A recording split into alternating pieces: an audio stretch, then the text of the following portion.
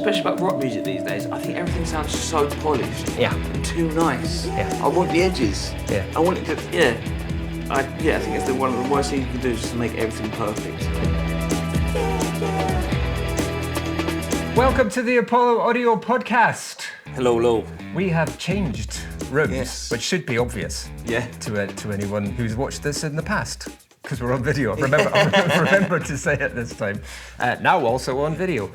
We've moved to room 1, so sound will be different Oh, yes. in here than it is in the control room, because it's a lively rehearsal room.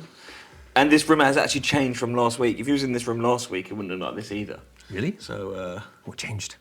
the walls and the floor. I don't know if I can see it in the cameras, but this was grey. Well, yeah, it's brand new refurbished, which is kind of why I thought it'd be nice to move in here and let people see what it looks like. Yeah. Because it's pretty cool. Yeah, it's really cool. So room 1 and 2 have been done.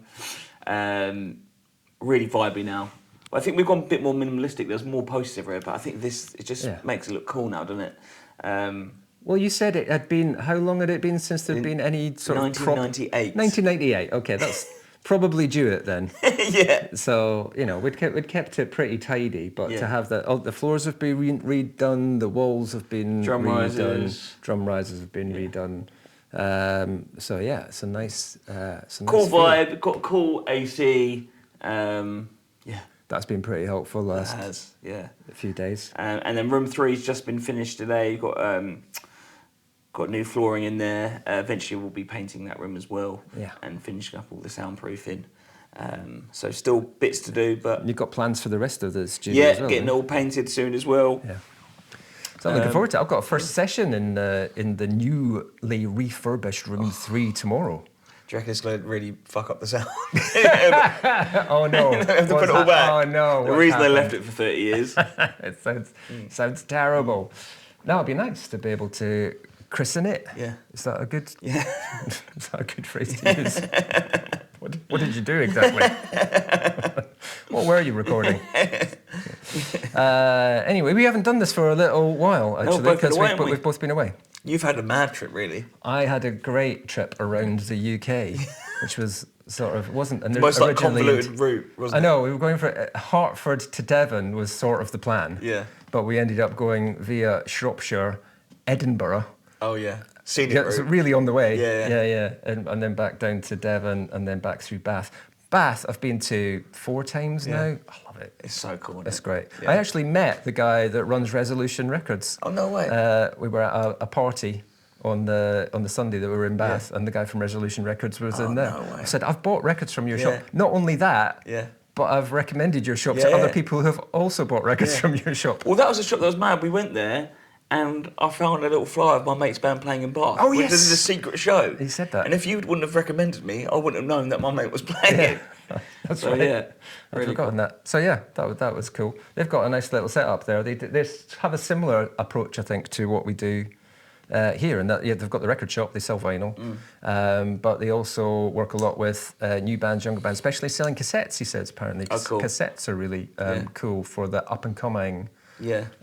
new star artists. So they support them, and they do little gigs in the shop Oh, wow. as That's well. And they're starting to look at putting together a little record label. Cool. That's so cool.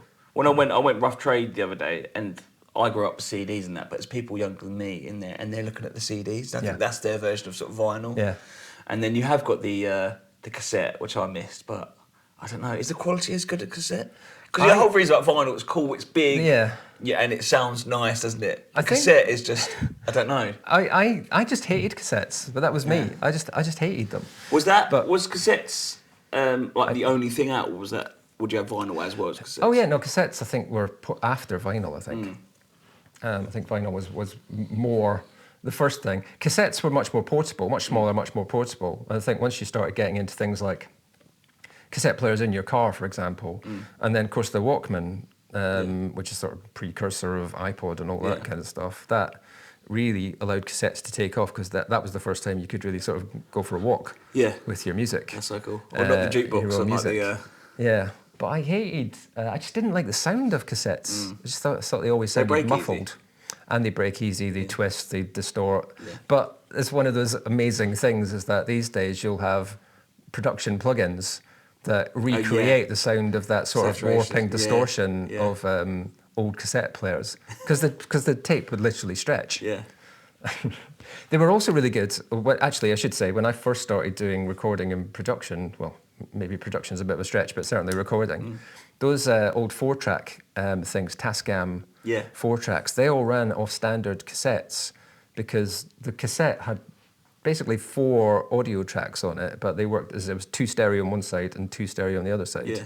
That's how you heard your music. Yeah. But if you used the Porta Studio, I think it was called, it recorded on all 4 tracks individually. Oh, cool. So that was how you, like a lot of bands, my generation, started out that way by that 4-track recording. So you'd put down a guitar on one track, a bass on one track, then vocal on another track, and you'd have one track left.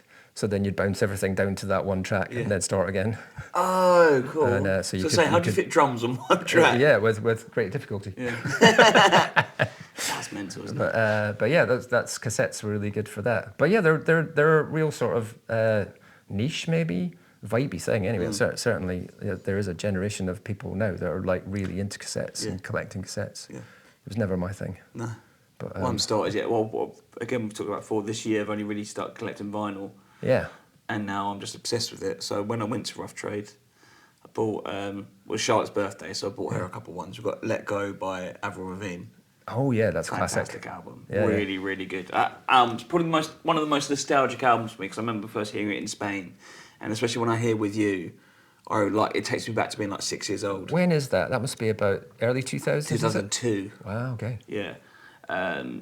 So that was great, and then she got a Chapel Rome one. And then I've been looking at this album for a while, because I think I saw it in Rough Trade ages ago, and I haven't seen it since. You can't buy it anywhere online for less like £200. Yeah. It's this Japanese producer, and he does like lo-fi hip hop, and he died like 10 years ago, I think, and he's become like a bit of a cult hero now. It's called, I think it's New Jarbies. Okay. Love it. It's like jazzy, it's hip hop. I'd love to do it at the podcast one day, and it sounds incredible on vinyl. Okay. So really, really cool, and like quite cool. And I felt cool quite buying it. Like the guy is like, you know your stuff. So that was good. And then when I went away to Croatia. Yeah. Went to Hvar. There's no vinyl shops there, unfortunately. But then we went to Split, and we're walking through all these old cars. It was like Game of Thrones, and there's a vinyl shop in there. And it's amazing, like, the amount of stuff he had. I wanted these 2 vinyls that was on my list. And they had them there. So I had There's Nothing Left to Lose, Foo Fighters. Nice. My favourite Foo Fighters album. Because it's just so, again, I think it's a good vinyl one, because you've got some couple heavy tracks that open, but then the rest of the album's so chill. And it's a really cool album. I love that album. And the first Coldplay album, Parachutes. Nice. Yeah, I got that. That was one of the first ones I bought when I started getting... But I thought, I went back and bought those albums that when they came out, I was buying on CD. Yeah. And they were like some of my favourite albums. Yeah. So that I went back and bought Dummy by Portishead. I nearly bought that at Rough Trade the other day. Yeah. I got Parachutes, Coldplay. Yeah. All those sort of early, remembered buying them. The one I haven't got yet, which I keep thinking of getting, is Showbiz by Muse. Oh, cool. Their first album... Is that 99? I think so, or maybe 99, 2000. Yeah. Because I think their first album is still Muse. It's very obviously Muse, but it sounds very different to what Muse are now, and even what they became over sort of 2 or 3 albums later. It's much more indie, much less sort of bombastic. Some great tracks on that first album, but haven't got that one. Is that Feel Good on that one? No, that was on the next one. Oh, cool. Yeah, Origin of Symmetry. Yeah, that's a great album as well. Yeah, I think that's a lot of people's favourites. Yeah. But yeah, it's just that it's that first album thing. I think it's like get that. Yeah. That first one. Absolution, for me, that's the best one. Yeah, I think it's so cool. But yeah, I've seen them a surprisingly number of times live. I've never seen them. Muse. They're from Devon, aren't they? I think I've seen, I think you're right, yeah. I just love that, how you can just create a scene there. Like if you was from Bristol in the 80s, 90s, trip hop, isn't it? Yeah. And that was not really happening anywhere else, really, was it? Yeah, it'd be great to think you could do that, wouldn't it? Like, how do you initiate something like that, to have a little scene? Because you've always got these little cultural pockets. You had Manchester, you had all those Liverpool bands from the 60s. Those little Sheffield with the Arctic Monkeys and Pulp and all like that. Can you get known for a certain type of thing, right? But there are certain areas that never seem to have established themselves in the same way. It's like, why is there nothing similar from Milton Keynes? Sorry, Milton Keynes. What's Edinburgh? There's no scene. Edinburgh, gosh, That's a good question. I mean, the Proclaimers are from Yeah. Edinburgh. There's various. The Cocteau Twins are basically Edinburgh. Are they? Yeah. Pretty much Edinburgh. What? There was She's bands like Scottish, the Soup Dragons. Yeah, Liz Fraser's Scottish, yeah. Has she got a really strong Scottish accent? Is that why I can't understand her vocals? No, she's just making stuff It's up. just- That's a completely different thing. Talking of making stuff up, good segue. I see that it does seem to be a little bit of a culture shift in relation to AI. Yes. I've seen that the Suno, who are the sort of main branded AI music production company, are now restricting the number of tracks that you can do on their sort of free version. You can't like make multiple tracks. You're restricted to number of downloads. Everything's going to be watermarked. It seems like the game's up sort of thing in terms of that free for all thing. They've been sued right, left, and centre. Good. So I think this is a lot of trying to recapture some of. Okay, we want to keep a business, but we're going to have to do it a little bit more legit, and let people know that it's AI. Yeah. And I think Spotify have talked a lot about watermarking. Or either Spotify or Amazon, because I'm on a Discord chat for our body's booking agent. They've just got a general music chat. And someone's put on there about Suno or any AI music, especially through Suno, is not being allowed on Amazon Music or one of the streamings. Yeah, Tidal, I think, Yeah. have said they won't have anything on there. And I get it as a tool. Like, I'm sure we use it for like some mixing parts or as a plugin. There's some AI plugins, which I think is part of this day and age. It's like going from analog to digital, and then this is like a new one with like help you mix and stuff. Like, I get that, but if you're just in your bedroom typing something in, and you've never played an instrument before, I want to create a D&B track. Yeah. Well, it's like, write me a song about going to the shops in a drum and bass style, and it does it. That's like, not talent. I've not made a song. That's learning like basic made the English. song. Like, it's not, So there's good and bads to it, and I know we talk about it every single week. I get it from the production side, mixing side, as a tool. Yeah. But you've already learnt your craft to be able to use that tool, and you know how to use it. Yeah. Because if you use it wrong, it's not going to sound good. Yeah. But just for coming up with pieces of music, even though I'll use it in lessons to come up with lyrics for a kid. But if I'm ever writing a proper song, especially I've done it with emails before. But if I'm writing a serious email that I think needs to come from me personally, I won't use it. Yeah. And I think there's a fine line. Like I said, it's as a tool, it could be very useful. As I can't be bothered making something, so I'll get this to make it. Instead, I want to write songs, but I can't be bothered putting the effort in. Yeah. Yeah, I mean that's fine, but in the end, it's like, well, nobody's going to get attached to that or care about it in the same way that people do to me. So I think it's like, I don't think it's going to go away, but I do think the game's up a little bit in terms of, this will take over. It would appear like, no, it's just not going to. There is a big pushback and a much greater recognition of the value of actually creating something. Is now that we do value this and we're going to protect it. That seems to be coming back a little bit as well. Even with I've got a massive pedalboard now. It's taken up the whole of the control room. I have to hide it away, and then it's kind of like AI, kind of like digital. Like everyone now, all these musicians are using like quad cortexes. Yeah. And I get it. It's so easy to carry about. You haven't got to carry an amp. You literally just take that with you, and your guitar, and you're set up. When I go to a gig, I've got to take my 5150 really heavy amp. That case now, which is the size of a guitar, 2 other guitars, but I love it. There's a factor like pushing real air as well. You're not just coming out of. Yeah. And I know that's not AI in a sense, but it's gone too digital to me. It's ease, and it does sound amazing. Yeah. But I do think there's another like pushback as well. Like there's so many, and I do think it's about cost, and that's why you got a lot of touring musicians, and they do it because they can't afford to ship stuff over. So you get something like quad cortex. They'd rather be pushing air through an amp and have 84 different pedals, but it's just money as well. So do you think some of it's to do with control as well? This only just popped into my head. I've not really thought about it, but there's that sort of perfecting everything, which I don't think is a great idea either. That if you've got all that, it's a replicatable sound every time. You know exactly what it's going to be. It's going to come out exactly the same in a very controlled manner, and there will be. There's always been this sort of creative musicians, creative anything, who'll be like, that's what I want. I need that precision. I need to know it's going to be the same. Where there's those other approaches to go, every gig is different, every venue is different. Every time I play this, it's going to come out, because it's analog effectively, like I said, it's pushing air. Every time I do this, there's going to be a little something that can't be replicated, that won't be the same. And I think there's something about that as well. That's And also about the process of setting up as well. Like, I spent 2 or 3 days at the studio. Like, I got this Boss ES8. And the reason why I bought it is because I love the whole research into these things as well. And like, I can now use my real amp sound rather than going through a pedal. It can send pulse effects to my delay. And it took me like 2 days to set up because I was reading the manuals, I was using ChatGPT to help me as well. So that is where it's useful. Right? What do I do next? Yeah. But it's still it's not doing it for you. Yeah, but the core Cortex sort of comes in like, oh, this song needs to be 93 BPM. Bang. Yeah. That's it. And I'm sure if I had it, I wouldn't be complaining about it. I'd be the other whole thing. But I enjoyed the process of doing it, and now I haven't stopped playing the guitar. Yeah. It's the most I've played the guitar this year, and I've come up with different bits. I think that's the key to it. You enjoy the process. Yeah. Right. Even though sometimes it's hard, even though sometimes it's frustrating. The same about learning an instrument, isn't it? Yeah. All of that effort pays off eventually. And although it's a struggle sometimes, and although it's hard, it's like, that was the guy from Suno, didn't he? He said, oh, that's the thing about learning music is hard, so we've just made it so you don't have to learn. But it's missing the point, isn't it?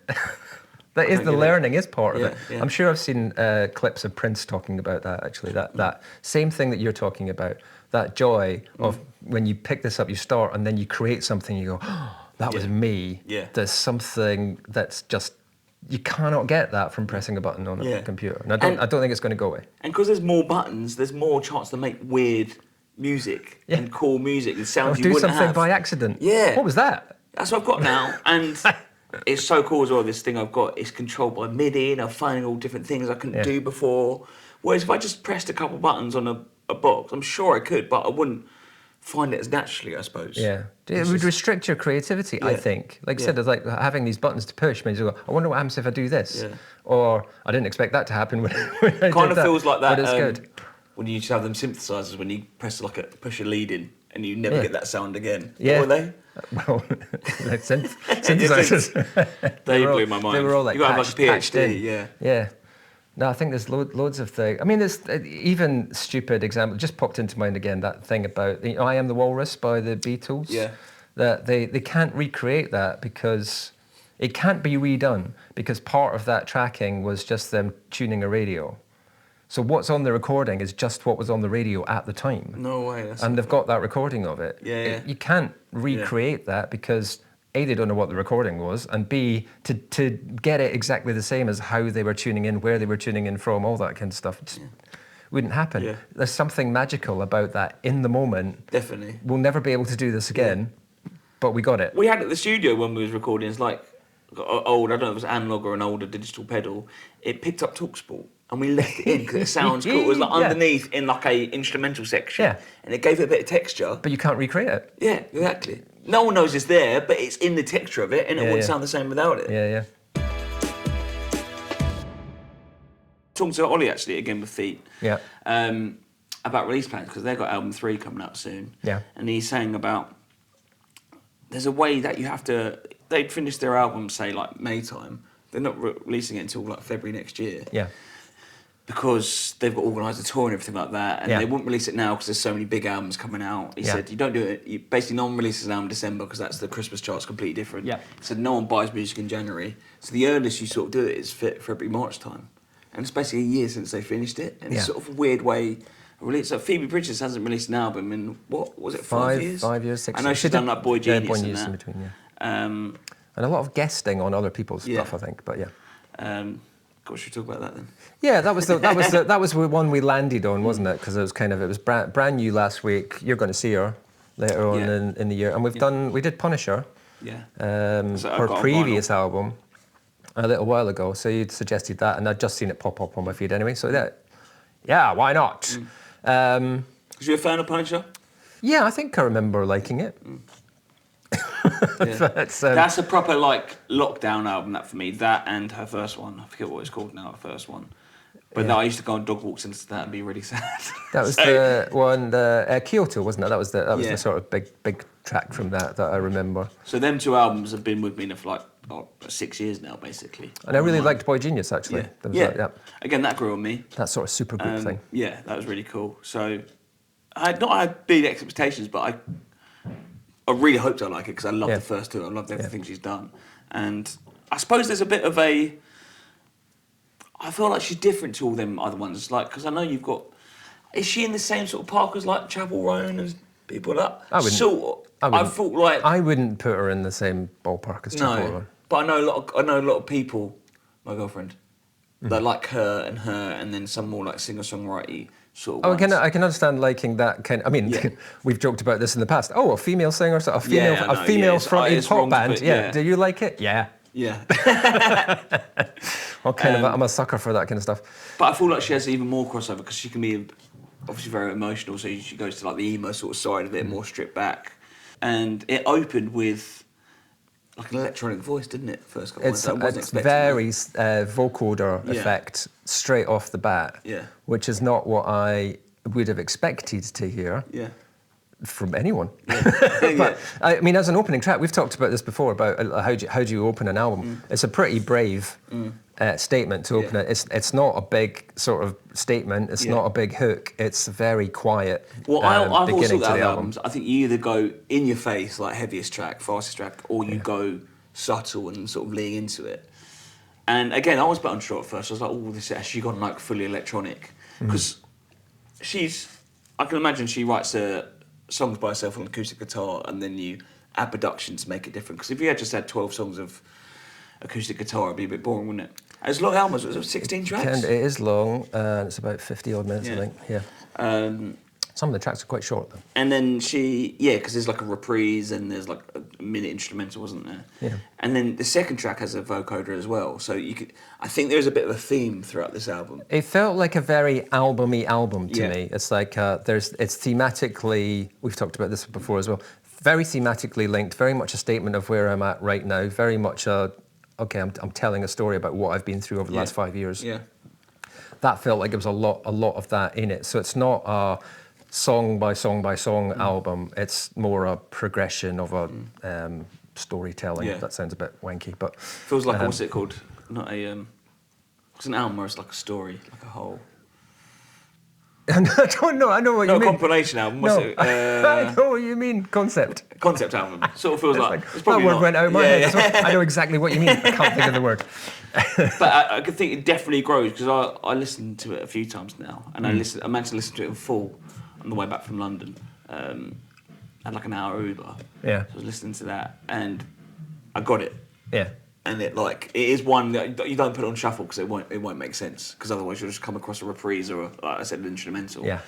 There's songs like "Kill Me" or something like that. It's like, that's the Phoebe I knew, like, but different. And I love that. Anything, you've got to reinvent yourself. It's album 3, isn't it? Yeah. If you did the same again, but still keep your identity as well. Yeah.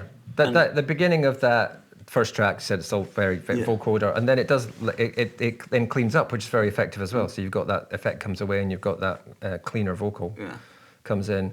Later tracks are more like, oh yeah, this is the Phoebe Bridgers I remember, but there's still something else going on that's not, it isn't just a repeat of Punisher. It's not just, I'll do that. That was successful, so I'll do that again, but better or different or longer or whatever bands sometimes do. It's like, that worked, I'll do it again. Or that's the only thing I've got, is I'll do that. Yeah. It feels like, a sort of artist. What do you mean by that? No, but it's like someone. It's like I'm prepared to push some boundaries and do something different. And she's always done really cool, different stuff. Like, there's, I can't remember, it's like track 3 or 4, and there's just like this massive percussive bit. I think, what the fuck's that? And it comes in, and she's always been really good at stuff like that. Yeah. And I think she could have quite easily gone just like more pop. Yeah. Because that seems to be like, nowadays, you've done a few albums, I want to make even more money. It's like now. I've built an audience. How do I make a bigger audience? Yeah. Whereas I think it's having that courage.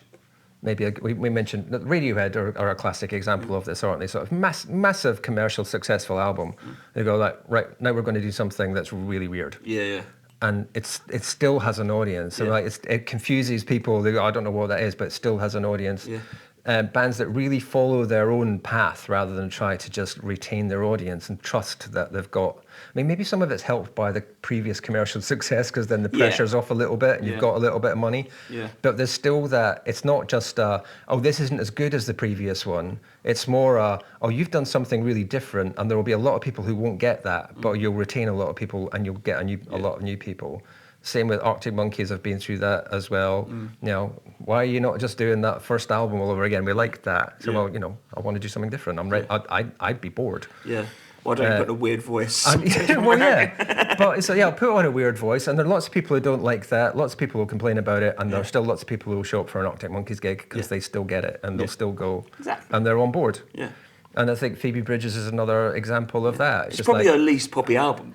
Yeah. I think there's not an obvious single on there straight off the bat. There's great songs, great melodies, but it's not like an Olivia Dean sort of in a sense when you think of but they're two completely different artists, and I really, really like it. Again, I've known the other ones for 6 years, so I can't say it's better or worse than the other ones yet because I haven't sat with it long enough, but I know that I definitely like it. Yeah, and it does feel like a sit with it for a bit type of album as well. It will blossom, I think, a little bit. The more you listen to it, the more you can get from it. It's got like 5-star from Rolling Stone. Yeah. So yeah, I really enjoyed it. Definitely give it a listen, and I can't wait to see it live as well.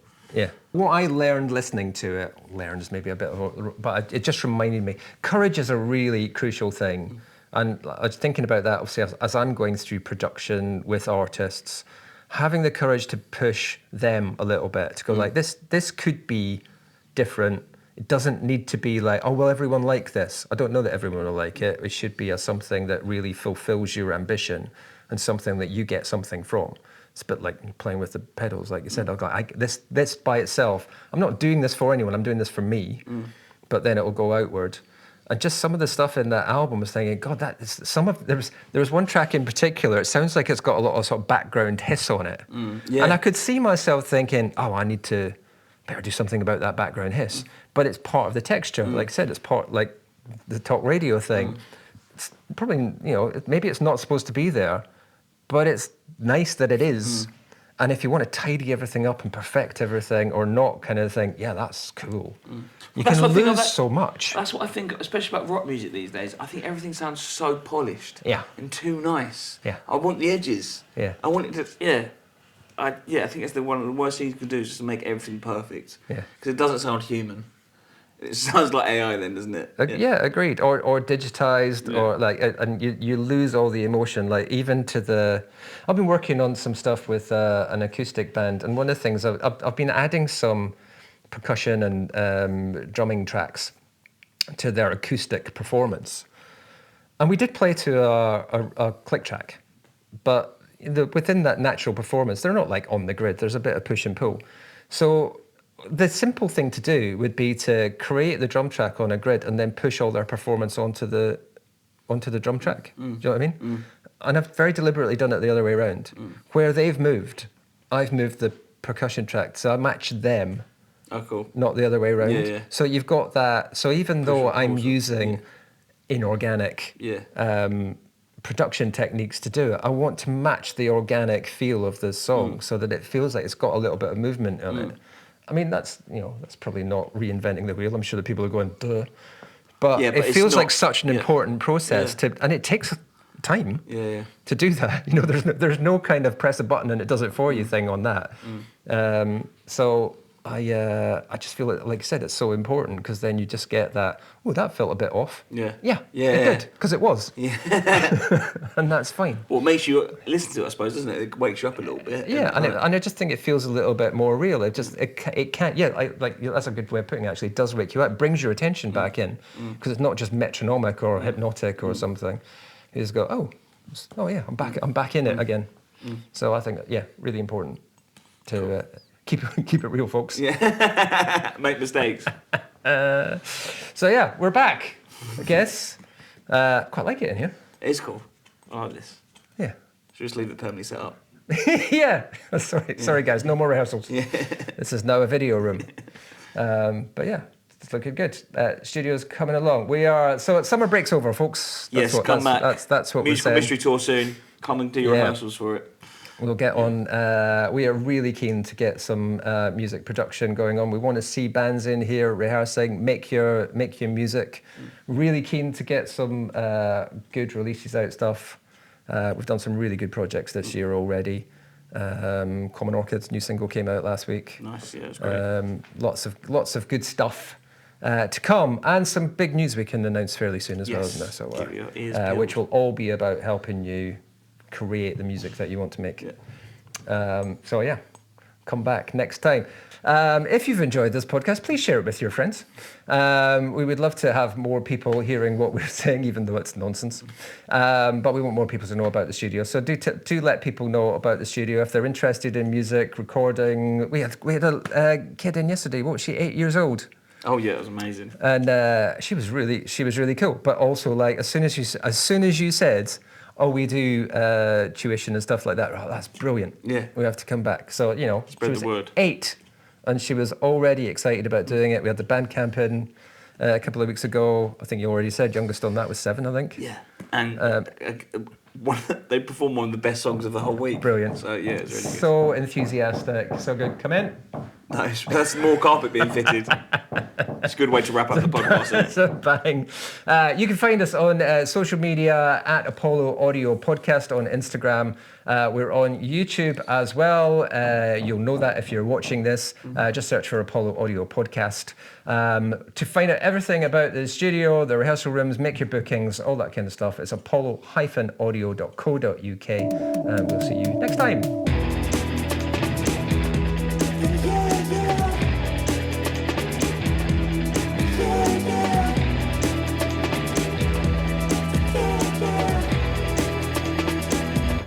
You sure you forgive me? Product placement, cold coffee. Oh yeah, where's Cold Coffee? Is that the one on Salisbury Square? Yeah. Nice. Yeah. What sort of product placement? Oh, for them. For them. Oh, all right. Free. There you go. It's good coffee.